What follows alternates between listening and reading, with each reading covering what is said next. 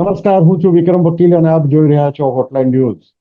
બાંગ્લાદેશમાં જે રીતે હિન્દુ પ્રિસ્ટને, આપણા હિન્દુ પૂજારીને, ઇસ્કોનના પૂજાને, જેમનું નામ છે ચિન્મયદાસ બ્રહ્મચારી, એમની ધરપકડ થઈ એ વિશે આપણે એક વિડીયો બનાવ્યો હતો અને આપણે બધાએ ખૂબ સારો રિસ્પોન્સ આપ્યો હતો.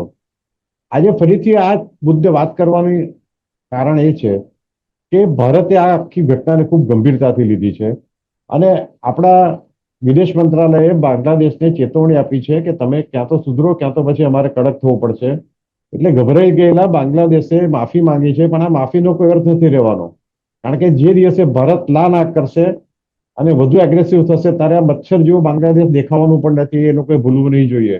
1971માં જ્યારે ઇન્દિરા ગાંધી વડાપ્રધાન હતા અને પાકિસ્તાન એ ત્યાં લાખો હિન્દુઓની હત્યા કરી હતી, લગભગ 30 લાખ જેટલા હિન્દુઓને મારી નાખવામાં આવ્યા હતા અને 5 લાખ જેટલી હિન્દુ સ્ત્રીઓ પર બળાત્કાર કર્યો હતો પાકિસ્તાન આર્મીએ. ત્યાર પછી ઇન્દિરા ગાંધીએ ઇન્ટરવ્યુ કરીને આપણા લશ્કરને મોકલીને બાંગ્લાદેશને સ્વતંત્રતા પાવી હતી. પણ આ બાંગ્લાદેશ આખી ભૂલી ગયું, ઉપકારનો બદલો અપકારથી આપી રહ્યું છે અને હંમેશા બાંગ્લાદેશને સરમુખત્યા સહિત માફક આવી છે. આવા ઘણા બધા મુદ્દે આજે આપણે ચર્ચા કરીશું અને આજે આપણી સાથે ચર્ચા કરવા માટે છે જાણીતા પત્રકાર અને રાજકીય વિશ્લેષક હિમાંશુભાઈ ભટ્ટ. હિમાંશુભાઈ, આપનું સ્વાગત છે. આપણે આજે 8-10 મુદ્દા વિશે ચર્ચા કરવી છે. એક વસ્તુ આજે પહેલું આપણે શરૂઆત એનાથી કરીએ કે પહેલી વખત કોંગ્રેસે એવું કહ્યું છે કે ભાઈ ભારતે વળતો જવાબ બાંગ્લાદેશને આપવો જોઈએ અને આ એક રીતે બહુ સારી પોઝિટિવ વાત છે કે કોંગ્રેસને પણ એવું લાગ્યું કે ભાઈ હવે બાંગ્લાદેશ હદ બતાવી રહ્યું છે. એટલે આજે જ મમતા બેનર્જીએ, હમણાં 5 મિનિટ પહેલા જ ઇન્ટરનેટ જોતો હતો ત્યારે મમતા બેનર્જીએ પણ ચિંતા વ્યક્ત કરી છે બાંગ્લાદેશના હિન્દુઓ માટે અને એને કહ્યું છે કે જે કેન્દ્ર સરકાર જે પગલાં લેશે અમે એ બાબતે સંમત છીએ. હિમાંશુભાઈ,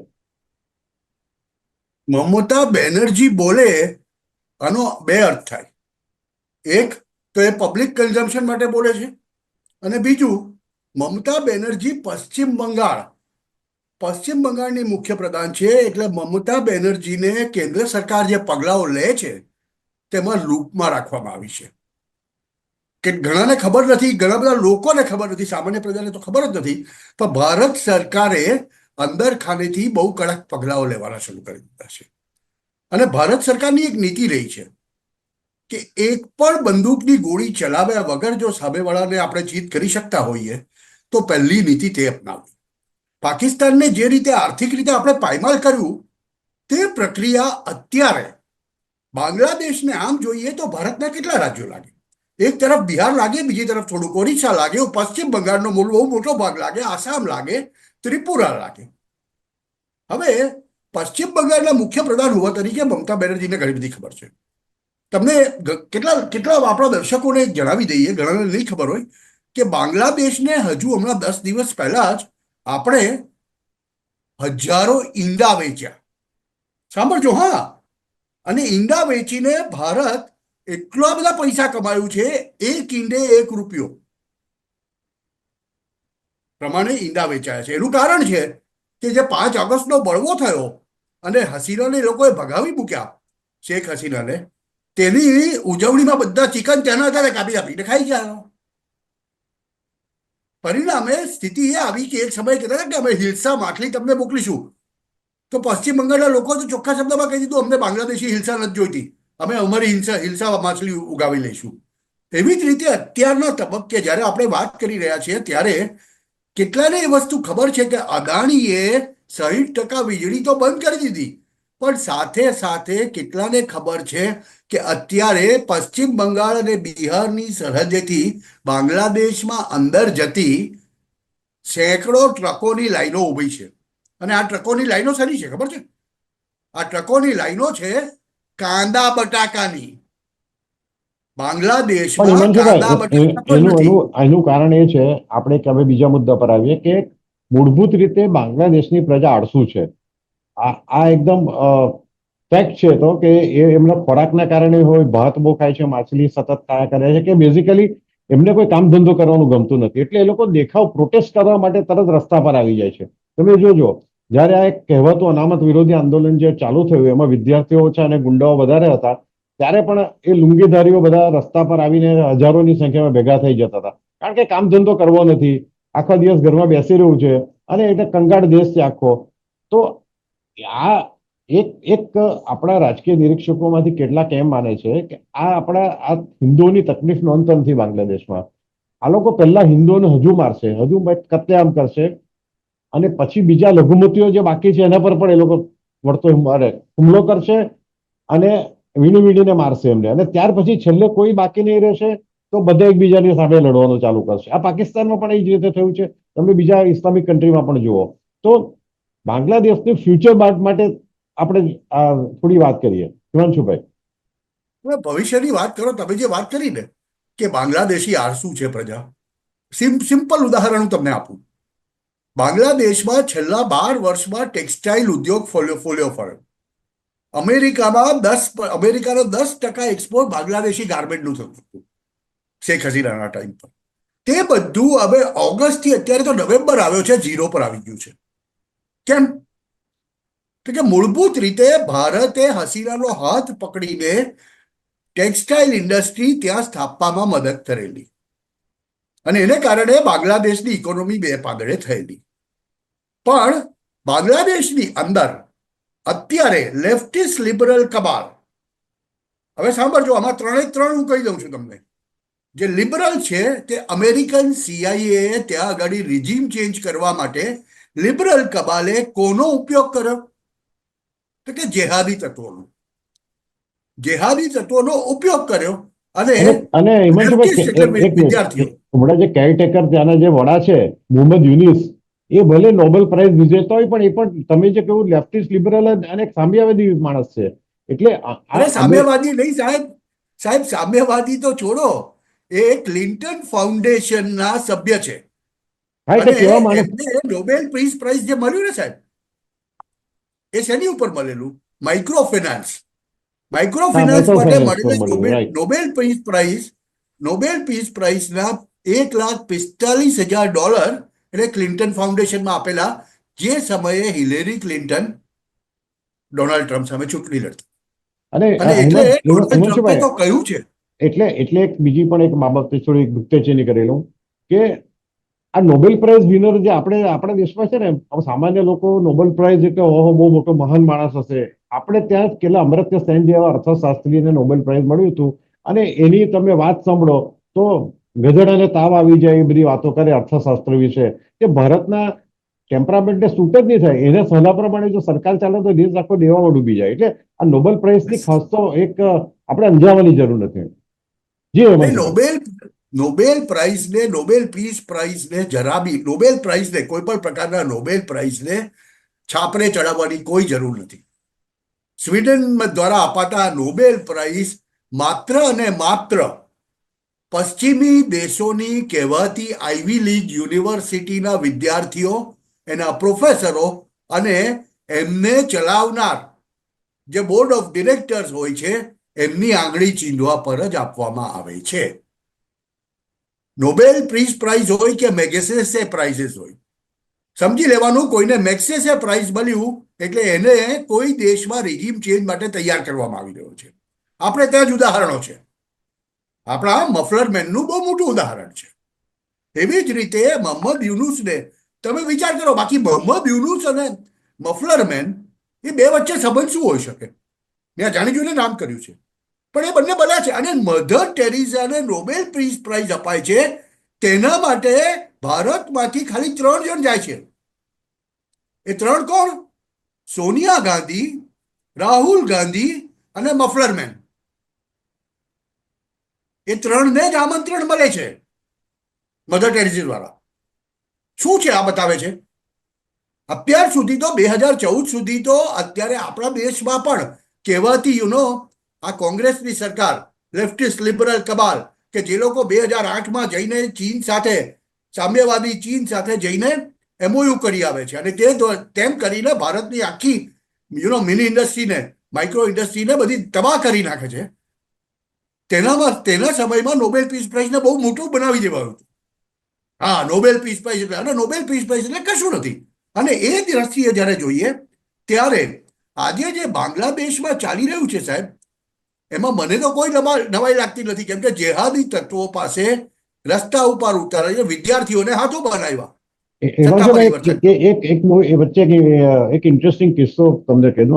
તમે જે લેફ્ટ લિબરલ કબાડની વાત કરી ને, આપણા દેશમાં જે આ લેફ્ટ લિબરલ કબાડ છે એને વારંવાર માઠું લાગે છે નાની નાની વાતમાં. થોડા વખત પહેલા દિલ્હીના રસ્તા પર રોકીને નમાજ પડતા એક બે વ્યક્તિઓને પોલીસે માર્યો હશે કે લાત મારી દીધી હશે, કંઈ પણ એવું નહીં કરવું. આપણે માનીએ કે સમજાવીને ઉભો કરવાની જરૂર. હવે હમણાં જ એક વિડીયો ખૂબ વાયરલ થયો છે પાકિસ્તાનનો. એક કન્ટેનર પર એક પાકિસ્તાની નમાજ પડી રહ્યો હતો. પોલીસો કન્ટેનર પર ચડ્યા, એ ચાલુ નમાજ પડતા હતા, બંદગી કરી રહ્યો હતો, ખુદાની મારીને ધક્કો મારીને ફેંકી દીધો, મારી નાખ્યો. આ બાબતે આપણા દેશના લિબરલો, વિશ્વ આખાના લિબરલો ચૂપ છે, કારણ કે પાકિસ્તાનમાં થયું છે. જો આ જ વસ્તુ આપણે ભારતમાં થઈ હોત તો આખો દુનિયા ગજવી નાખ્યો છે આ લોકો.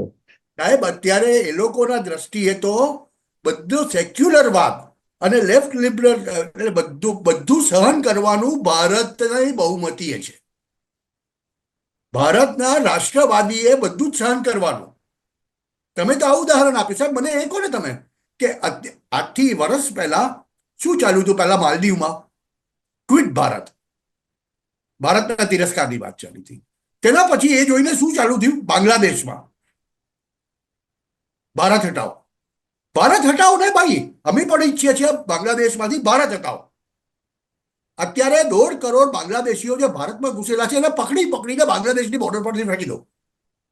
2 થી 5 લાખ રોહિંગ્યા જે ભારતમાં છે એને બધાને ફેંકી દો અને ભારત હટાવો. અમારે બી બાંગ્લાદેશ નથી જોઈતું. બાંગ્લાદેશની સાથે ભારતે કોઈ સંબંધ રાખવાની જરૂર નથી. માનવતાની દ્રષ્ટિએ પણ કોઈ મદદ કરવાની જરૂર નથી. કેટલા દિવસ બાંગ્લાદેશ ટકે છે નથી આપણે જોઈએ. વીજળી નહીં મળે એ લોકોને. એ લોકોની 80% વીજળી આપણે ત્યાંથી આવે છે. એ લોકોના ખાવા પીવાની 80% વસ્તુઓ ભારતમાંથી જાય છે.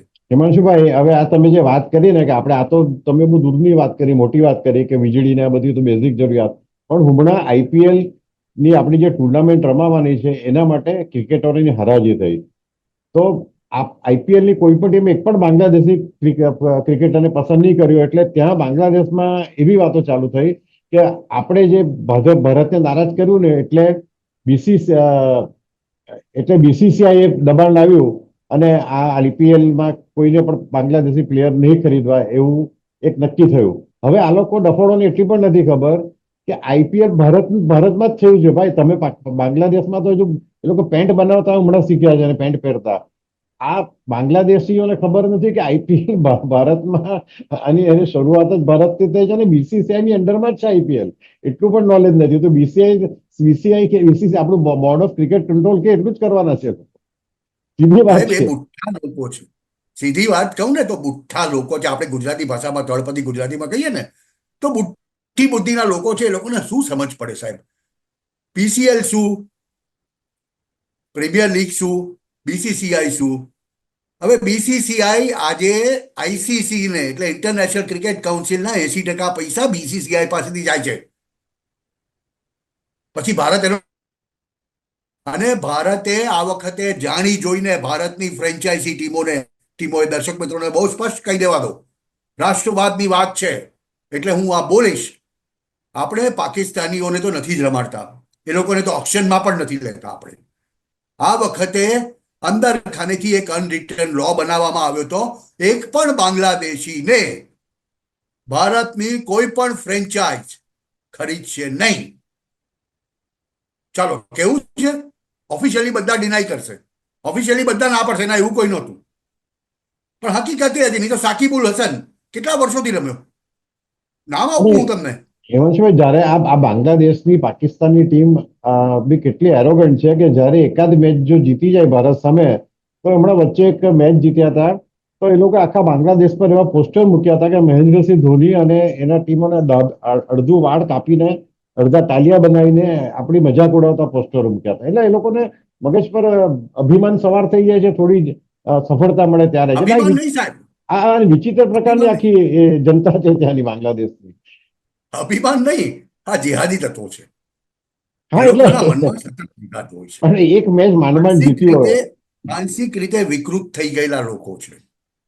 મને તમે એ કહો, દર્શક મિત્રો, આ બધું ક્યાંથી આવે છે હું તમને કહી દઉં. વિક્રમભાઈએ જે વાતની શરૂઆત કરી ને, શરૂઆતમાં જેમણે જે કહ્યું ને 1971 ની લડાઈમાં 30 લાખ લોકોને મારી નખાયા હતા બાંગ્લાદેશમાં.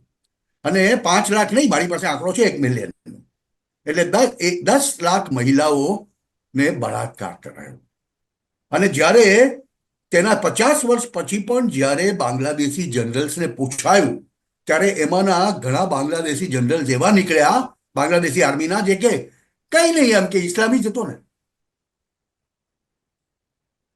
અને એ Islamic DNA, Pakistani Islamic DNA અત્યારે બાંગ્લાદેશના રસ્તા પર છે. માફ કરજો અભદ્ર વાત કરવા માટે, પણ પાકિસ્તાન કરતા પણ બાંગ્લાદેશમાં વધારે લશ્કરી કૂ થયા છે, એટલે વધારે બળવા થયા છે. તમે જુઓ ઇતિહાસ, બાંગ્લાદેશમાં આ તો હમણાં બહાર આવે, બાકી અંદર ખાને બાંગ્લાદેશમાં વારંવાર લશ્કર પાકિસ્તાનની જેમ જ જે ચૂંટાયેલી સરકારને ડિસ્ટર્બ કરી દેતો હોય છે.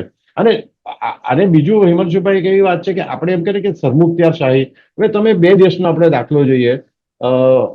હમણાં જ કોઈ જગ્યાએ જોતો હતો યુટ્યુબ પર, તારે જે એ ભાઈ આ દાખલો આપતા હતા કે ઈરાકમાં જ્યાં સુધી સદામ હુસેનનું રાજ હતું, ભલે એક ડિક્ટેટર હતા, એક ક્રૂર હતા, બહુ લોકો પર અત્યાચાર કર્યો, પણ ત્યાં સુધી ઈરાકમાં આતંકવાદ પ્રવેશ્યો નહોતો. ઈરાકીઓ શાંતિથી જીવતા હતા, એમને શરણાગતિ સ્વીકારતું બીજું કઈ તકલીફ નહોતી. એ જ રીતે લિબિયામાં ગદાફીનું જુઓ, અમેરિકાએ એમને ત્યાંથી કોઈ પણ કારણસર એમને બંને જાણે કે તાલિબાન ઓસામા બિન લાદેન જે રીતે હટાવ્યા ત્યાંથી સદામ હુસેને પણ. હવે લિબિયાની હાલત જુઓ, ગદાફી જ્યાં સુધી લિબિયામાં હતા ત્યાં સુધી લિબિયામાં એ પોતે આતંકવાદી હતા, પણ લિબિયાના લોકો શાંતિથી જીવી શકતા હતા. એટલે આ બાંગ્લાદેશમાં પણ બાંગ્લાદેશની પ્રજા પણ એવી છે, એ લોકો લોકશાહી માટે આંદોલન કર્યું એમ કહે છે ને, પણ લોકશાહી માટે નહીં, એ લોકો તો સરમુખત્યારશાહીને જ લાયક છે. નહીં, સરમુખત્યારશાહીને લાયક છે. અને એની સાથે સાથે આ સરમુખત્યાર, દેખો ઇસ્લામિક, આ એક છે ને બહુ ડેન્જરસ રેસીપી છે, આ એક બહુ ડેન્જરસ કોમ્બિનેશન છે. ઇસ્લામિક રાષ્ટ્ર, સાંભળજો, ઇસ્લામિક રાષ્ટ્ર અને તેમાં CIA નું ચૂરણ આવે, અમેરિકન CIA નું ચૂરણ આવે લોકશાહીના નામે. અને ત્યારે જે સ્થિતિ પેદા થાય, લિબિયામાં થઈ, ઈરાકમાં થઈ, ઈરાનમાં થઈ, અફઘાનિસ્તાનમાં થઈ, પાકિસ્તાનમાં થઈ, હવે બાંગ્લાદેશમાં. અને બાંગ્લાદેશનું અત્યારે શું તમે એમ માનો છો કે અમેરિકાને બાંગ્લાદેશી કઈ પડી છે? કઈ જ પડી નથી એ લોકોને. તો કે હમણાં 20મી જાન્યુઆરીએ ત્યાં સરકાર બદલાશે અને ટ્રમ્પ આવીને બેસશે એટલે બાંગ્લાદેશને મળતી બધી જ તમામ પ્રકારની જે થોડી ઘણી સહાય છે તે જતી રહેશે. અને અત્યારે બાંગ્લાદેશનું પૂરેપૂરું શાસન ઇસ્લામિક જેહાદીઓના હાથમાં છે. ત્યાં એમ કહેવાય છે, વિક્રમભાઈ, આ દર્શકોને આ વસ્તુ જણાવવા દો, ત્યાંના એક મુફ્તીએ, નામ મને યાદ નથી આવતું, નહીં તો નામ પણ આપતે તમને, પણ એ મુફ્તીએ એવું ફતવો કાઢ્યો છે કે હિન્દુઓએ જો બાંગ્લાદેશમાં રહેવું હશે તો જઝિયા આપવા પડશે. અમે એને જઝિયા નહીં, અમે એને સર્વિસ ટેક્સ કહીશું. સાહેબ, દુર્ગા પૂજા થઈ ત્યાં આગળ, નવરાત્રિમાં જે દુર્ગા પૂજા થાય તે દુર્ગા પૂજા વખતે એક પંડાલ નાખવા માટે હિન્દુઓ પાસે 10-10 લાખ ટકા મંગાયા છે. અને જે પૈસા નથી આપી શક્યા તેમને પંડાલ નથી નાખવા દીધા. હવે આ પ્રકારની દાદાગીરી, આ પ્રકારનું એ આપણા બાજુના રાષ્ટ્રમાં ચાલતું હોય ત્યારે ભારત પગલાં લેવા પડે. પણ ભારત ડિપ્લોમેટિકલી, દર્શક મિત્રો એક વસ્તુ પર બરાબર સમજી લેજો, વિક્રમભાઈ 1 મિનિટ આપજો મને. દર્શકો, અત્યારે જે સ્થિતિ છે વિશ્વભરની, તે એવી સ્થિતિ છે કે જ્યાં નાનકડું ઉંબાડિયું બહુ મોટી આગનું સ્વરૂપ ભડકી શકે તેમ છે. અને એટલે ભારત પોતાની સહિષ્ણુતા દાખવી રહ્યું છે. પાછલા બારણેથી અંદર ખાનેથી જે થઈ શકે તે બધું થઈ રહ્યું છે. અત્યારે લગભગ 1 થી 1.5 કરોડ હિન્દુઓ છે અને તે બધા સલામત છે, તેમને કંઈ થયું નથી, કોઈ મારી નંખાયા નથી. 5 ઓગસ્ટમાં જે પહેલા 2 દિવસ જે કતલેઆમ થયા પછી ઉત્પીડનની ઘટનાઓમાં પણ ઘટાડો થયો છે. એનું કારણ એ છે કે તેમને ખબર છે કે જો ભારત એકવાર સરહદેથી BSFને પણ અંદર મોકલી દેશે તો એ લોકો જીવવાને કાબિલ નહીં રહે. એના કરતાં પણ વધારે અત્યારે જે સ્થિતિ છે તે સ્થિતિની અંદર, દર્શક મિત્રો, તમને ગમે કે ના ગમે, એક વસ્તુ સમજી લો કે ભારત એ અત્યારે ડીપ સ્ટેટનું ટાર્ગેટ છે. ભારતની ચારે તરફ આગ સળગાવવામાં આવી છે અને ચારે તરફ ભારતને સળગાવીને ભારત પર અસર ન પડે તો જ ન ભાઈ. એટલે ભારતે બહુ જ સમજણપૂર્વક, સહિષ્ણુતાપૂર્વક કામ લેવું પડે એમ છે. ઘણા બધા હિન્દુઓને અત્યારે તકલીફ થતી હશે કે આપણા બાંગ્લાદેશી હિન્દુઓને બચાવવા માટે આપણું સરકાર લશ્કર કેમ નથી જતું, પણ સીધું લશ્કર જવાની જગ્યાએ ઘણી બધી બીજા રસ્તા છે કે જેના દ્વારા બાંગ્લાદેશને સીધું કરી શકાય તેમ છે. જે રીતે 4 વર્ષની અંદર 2019માં સર્જિકલ સ્ટ્રાઇક કર્યા પછી 5 વર્ષમાં જે રીતે આપણે પાકિસ્તાનને રસ્તા પર લાવી દીધું, અત્યારે પાકિસ્તાન પ્રેક્ટિકલી રસ્તા ઉપર છે. એ લોકોની પાસે ખાવાના ચોખા નથી, ખાવાનો આટો નથી, ચિકનની તો વાત જ છોડી દો, ગધેડા વેચવા પડે છે. તે જ વસ્તુ આપણે થોડી ધીરજ રાખીને બાંગ્લાદેશ સાથે કરી શકીએ જો એ લોકોની જેહાદી તત્વોમાંથી મુક્ત ન થતો. એટલે ભારત બહુ શાંતિથી પગલાં લઈ રહ્યું છે. Okay Himanshubhai, thank you very much. તમે આજે આવ્યા અમારી સાથે સમય આપ્યો. Thank you very much. આવા પ્રકારના વિડીયો તમને જોવા ગમતા હોય તો હોટલાઇન ન્યૂઝ ચેનલને લાઇક, શેર અને સબસ્ક્રાઇબ કરો.